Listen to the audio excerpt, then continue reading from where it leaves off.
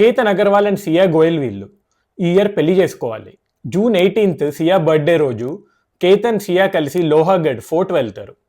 కేతన్ తన ఫోన్లో సియాని ఫోటో తీస్తుంటే స్లిప్ అయ్యి కింద పడి చనిపోతాడు. సియా హార్ట్ బ్రేక్ అయ్యి చాలా ఎమోషనల్గా డిస్టర్బ్ అయిపోతుంది.